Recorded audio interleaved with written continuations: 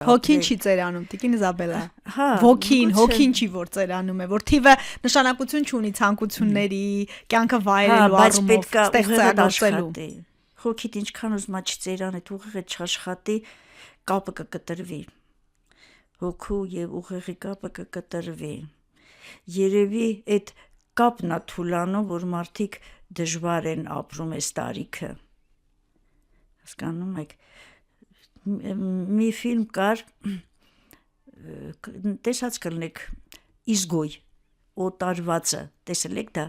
Ռոբինզոն Կրուզոյի նման ֆիլմ է, էլի նավը կործանվում է, մի հոգի փրկվում, միայնի տարբերություն Կրուզոյի, նա 5 տարի հետո վերադառնում է, բայց արդեն օտարված է, կին ամուսնացել է ուրիշի հետ, այդ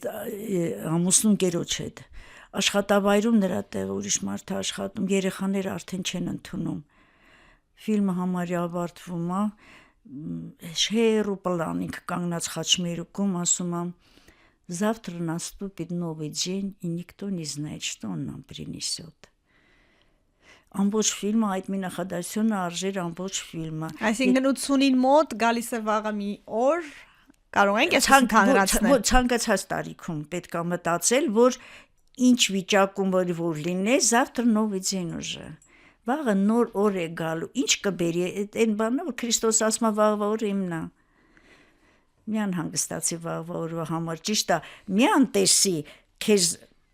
քեզ մի ազատի պատասխանատվությունից, բայց օրը իմն է, էլի, նաև ինձանով պետք է ապրես, որպեսզի քեզ վրա վերցած պատասխանատվությունը կարողանաս կատարել։ Այսինքն կյանքի ցանկացած փուլում, որևէ տարիքում պիտի նաև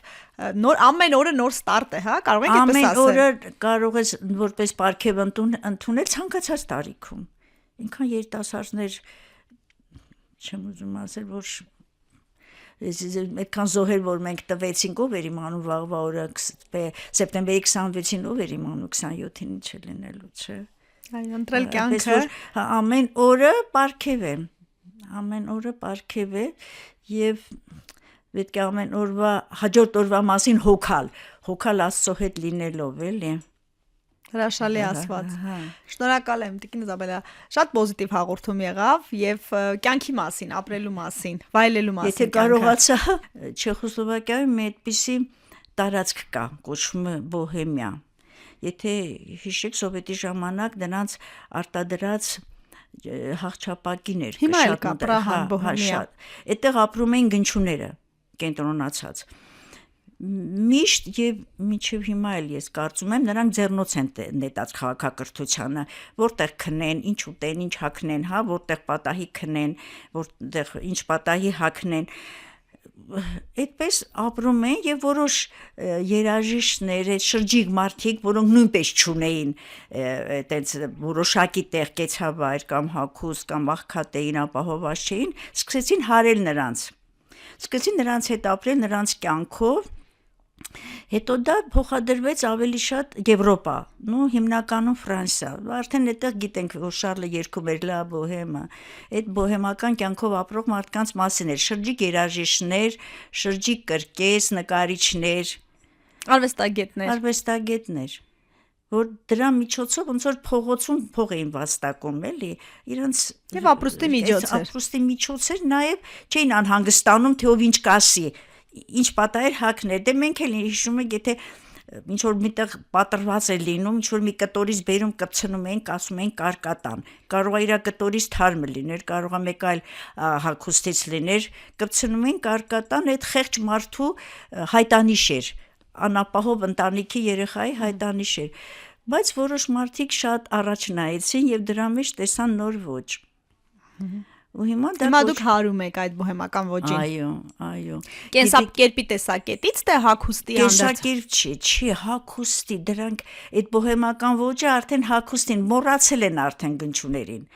Ուղղակի նրանց մի քիչ այն հակուսը որ մի քանի տակ կեսաշրջարձ իրար տակից հանում են նրանց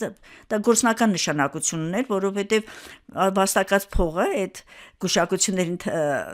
հետևանքով վաստակած փողը պետքա տեղավոր է ինչի մի շրջարձ փեշը բարձրացնում են տեղավորում մյուսը ծածկում հիմա էլ այդ դուք այդ ոճի մեջ եք հանդես գալիս բայց ոչ այդ բազմաշերտ ես ավելի շատ գիտեք ինչ եմ անում դրանք հակուսներ են որ կարում են բազմաշերտ իրար վրա բայց ես ավելի շատ պատրաստի վրա պատրաստին ձևավորում եմ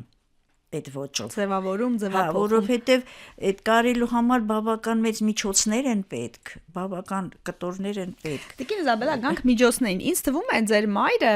երբ որ ձեզ ստիպում էր ուղղորդում էր որ մի ուղությամբ գնաք նաև ուզում էր որ այդ մի ուղությամբ դուք փող վաստակեք եւ ձեր եւ փողի հարաբերությունները ոնց են Չէ ես որ ընդունվեցի պոլիտեխնիկ արդեն ես ապահոված էի ինձ զգում պոլիտեխնիկ չէ Մերգելյան Այսինքն ֆինանսական խնդիրներ արդեն կարելի էր ասել ոչ այդ ժամանակվանից ես ամբողջ օրը գործուղումների ինչտեղ չկար ես դրսերից բերում էի ամեն ինչից սկսած ամենափոքր ամեն մանրուքից մինչև մեծ բաները մենք դրսից բերում էինք կարողանում էի գնալ էլի տարվա սկզբին վերջին գործուղման էի չէինք հասցնում մի հաշվետվությունը ներկայացնել հաջորդը գնում էինք չէ ապահոված էի շատ չէ մայրս ավելի շատ ուզում էր որ ես ինչ որ մի պաշտոն ունենամ կոչում ունենամ այդ բաներով բարձրանամ ոչ թե փողի չէ այդ հարցը չէ Իսկ այսօր ձեր կենսակերպը ինչպիսին է ես գիտեմ որ դուք մարզվում եք ինտենսիվ ոնց է անցնում ձեր ամեն օրը այսօր ամեն օրը ստեղծագործելով դե առավոտյան պարտադիր բանը կա գնում եմ զբոսայգի նաև պարան եմ թռնում ինչպես տեսել եք Քանի անգամ կթռնեք, քանի րոպե կամ հատով եք հաշվում թե րոպեները հաշվում եմ որ քանի անգամից ուզում լինի գոնե մի 100-150 էլի պատահում ասենք 50 40 կամ 70 60 տարբեր հիմա մի քիչ դժվար է լինում որտեվ հագուստը ծանր է շատ դժվար է հաղթահարելը Ես գիտեմ որ տարեդարձ է մոտենում եկեք ձեր տարիքն էլ ասեք թող մարդիկ իմանան տեսնեն որ այսպիսի բազմազան հետաքրքիր առօրյայով մարդը կարող է արդեն մոտենում է դե արդեն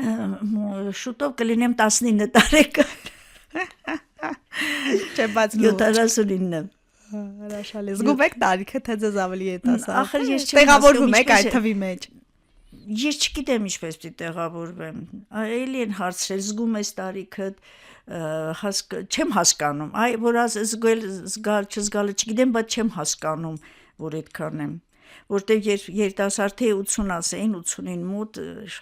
սենց բաներ էլի բայց հիմա չգիտեմ ես ոչինչ չի փոխվել ձեր կյանքում մտածողության մեջ դժվարություններ չէ գիտեք Չէ փոխվել է ոչ չէ գիտակցությունը գրագիտությունը ոչ չի փոխվել գուցե գրագիտության ավելացումն է որ այն որ ասում են անձի կատարելագործում որ օգնում է կարողանալ այդպես